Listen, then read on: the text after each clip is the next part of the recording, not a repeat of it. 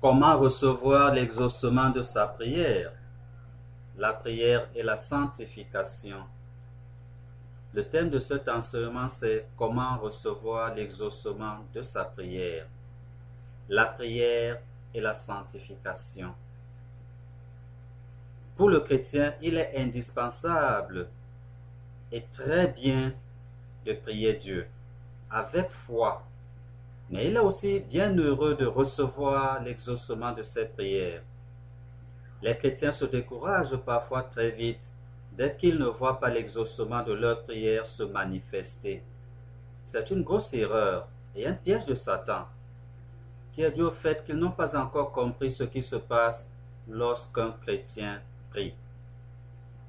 Le chrétien doit bien comprendre à la lumière de la parole de Dieu que la prière est un combat. Le combat spirituel du chrétien se livre en permanence, c'est-à-dire avant la prière, pendant la prière et après la prière. La persévérance dans la prière et la sanctification sont indispensables à la manifestation de l'exaucement d'une prière. L'une des raisons principales de la non-manifestation de l'exaucement de Dieu à nos prières est le manque de persévérance dans la prière et le manque de sanctification. La parole de Dieu nous donne quelques éléments de sanctification qui sont suffisants pour que nos prières soient exaucées. Rappelez-vous que le combat spirituel, les armes dont il est question, sont bien expliquées dans Éphésiens chapitre 6, du verset 10 au verset 18. Ici, nous sommes en train de parler de la prière et de la sanctification pour l'exaucement de nos prières. Matthieu chapitre 6 du verset 1 au verset 13, il est écrit: Gardez-vous de pratiquer votre justice devant les hommes pour être vus. Autrement, vous n'aurez point de récompense auprès de votre Père qui est dans les cieux. L'heure donc que tu fais l'aumône, ne sonne pas de la trompette devant toi, comme font les hypocrites dans les synagogues et dans les rues, afin d'être glorifiés par les hommes. Je vous dis la vérité, ils reçoivent leur récompense. Mais quand tu fais l'aumône, que ta main gauche ne sache pas ce que fait ta main droite, afin que ton aumône se fasse en secret, et ton Père qui voit dans le secret te le rendra. Lorsque vous priez, ne soyez pas comme les hypocrites qui aiment à prier debout dans les synagogues et au coin des rues pour être vus des hommes. Je vous le dis en vérité, ils reçoivent leur récompense. Mais quand tu pries, entre dans ta chambre, ferme ta porte et prie ton Père qui est là dans le lieu secret, et ton Père qui voit dans le secret te le rendra. En priant, ne multipliez pas de vaines paroles comme les païens, et s'imaginent qu'à force de paroles, ils seront exaucés. Ne leur ressemblez pas, car votre Père sait de quoi vous avez besoin avant que vous le lui demandiez. Voici donc comment vous devez prier. Notre Père qui est aux cieux, que ton nom soit sanctifié, que ton règne vienne, que ta volonté soit faite sur la terre comme au ciel. Donne-nous aujourd'hui notre pain quotidien. Pardonne-nous nos offenses, comme nous aussi nous pardonnons à ceux qui nous ont offensés. Ne nous induis pas en tentation, mais délivre-nous du malin. Car c'est à toi qu'appartient dans tous les siècles le règne, la puissance et la gloire. Amen. Nous allons aussi lire le texte de Timothée, 1 Timothée chapitre 4 verset 5. Il est écrit: Parce que tout est sanctifié par la parole de Dieu et par la prière. 1 Timothée chapitre 4 verset 5. Parce que tout est sanctifié par la parole de Dieu et par la prière. Et dans Jean chapitre 17 verset 17, il est écrit: Sanctifie-les par ta parole est la vérité. Et dans 1 Thessaloniciens chapitre 4, verset 3 à 8, il est écrit: ce que Dieu veut, c'est votre sanctification. Ce que Dieu veut, c'est votre sanctification. L'exaucement par Dieu d'une prière, d'une part, et la manifestation de ces exaucements à celui qui prie sont deux étapes bien différentes selon que la Bible nous l'enseigne dans Daniel chapitre 10. La Bible nous enseigne clairement que Daniel a été exaucé par Dieu dès le premier jour de sa prière, selon qu'il est écrit dans Daniel chapitre 10 du verset 11 au verset 12.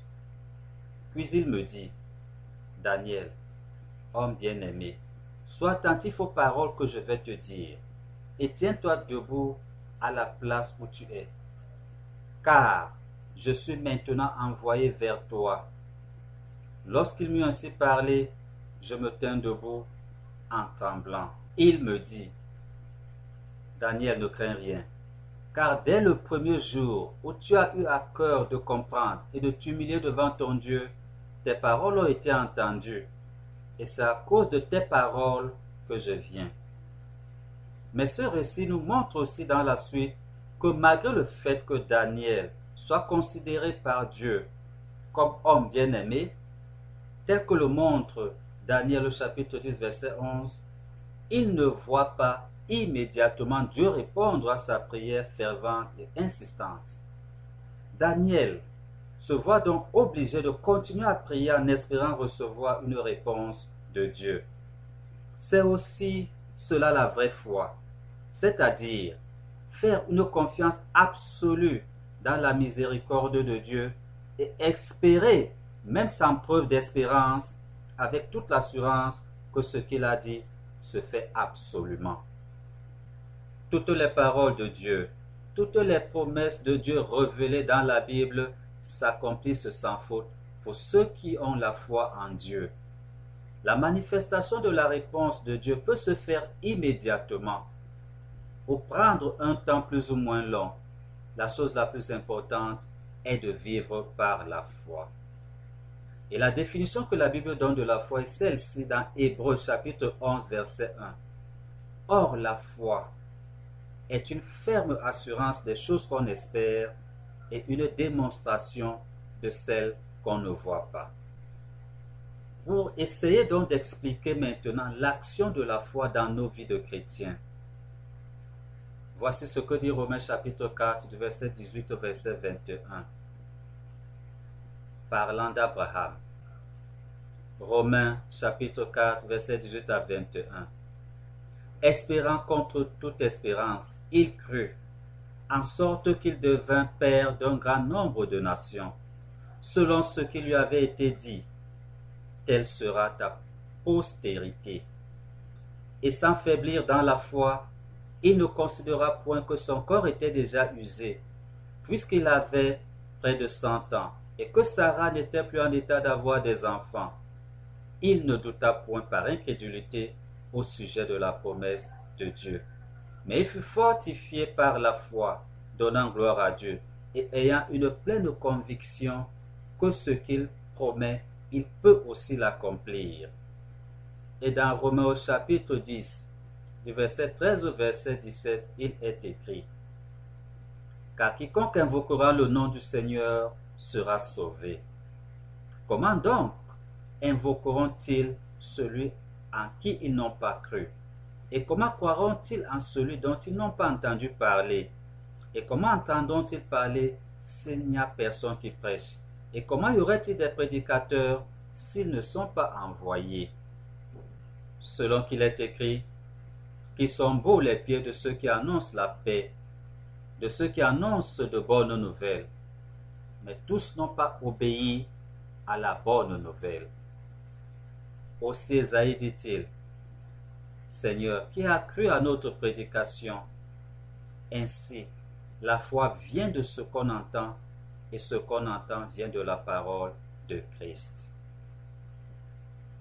Daniel ne fixe pas de durée à sa retraite de prière pour le sujet qu'il présentait, mais il reste devant Dieu avec sa requête dans le jeûne et la prière, jusqu'à ce qu'il ait obtenu une réponse de la part de Dieu. Réponse qui, dans ce cas-ci, après 3 semaines, soit 21 jours pour lui parvenir. Mais Daniel est resté dans le jeûne et dans la prière, gardant toute sa foi en Dieu, sachant que Dieu exauce les prières de ses enfants.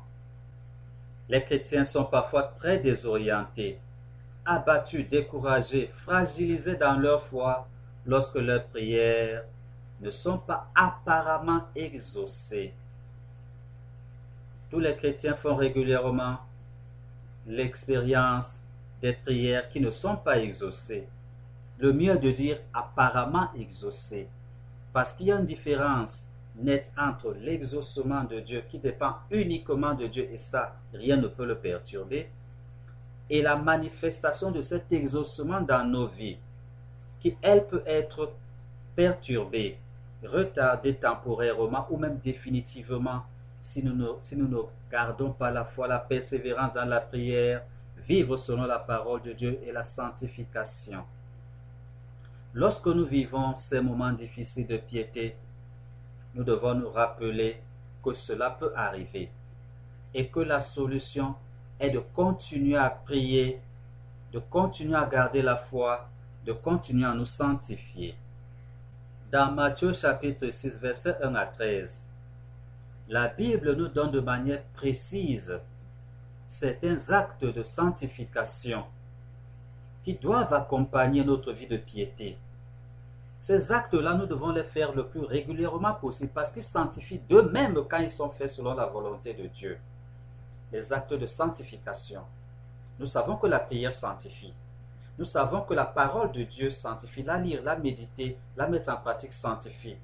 Mais il y a d'autres actes de sanctification qui nous sont donnés par la parole de Dieu. Les voici dans Matthieu chapitre 1, verset 13. Gardez-vous donc de pratiquer votre justice devant les hommes, pour en être vu. Autrement, vous n'aurez point de récompense auprès de votre Dieu qui est dans les cieux. Ici, nous avons déjà le secret de notre relation intime avec Dieu. Ne pas rendre public notre relation intime avec Dieu. Lorsque nous marchons selon la parole de Dieu, elle nous sanctifie parce que nous le faisons dans l'intimité avec Dieu. Nous n'avons pas besoin d'exposer au public notre marche avec Dieu, notre intimité avec Dieu, notre sanctification devant Dieu. Le texte continue en disant, lorsque tu fais l'aumône. L'aumône est un acte de sanctification. C'est faire du bien. L'aumône, c'est faire du bien à quelqu'un qui est en difficulté sans en attendre quelque chose de la personne.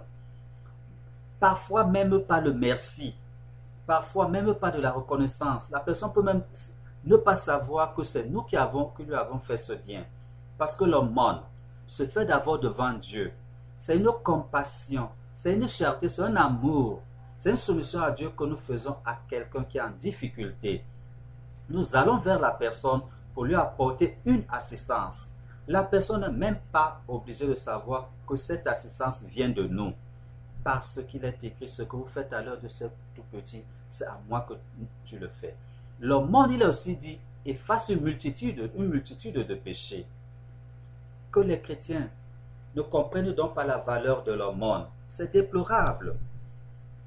La parole de Dieu dit que lorsque tu fais de l'aumône, il y a une récompense à cela.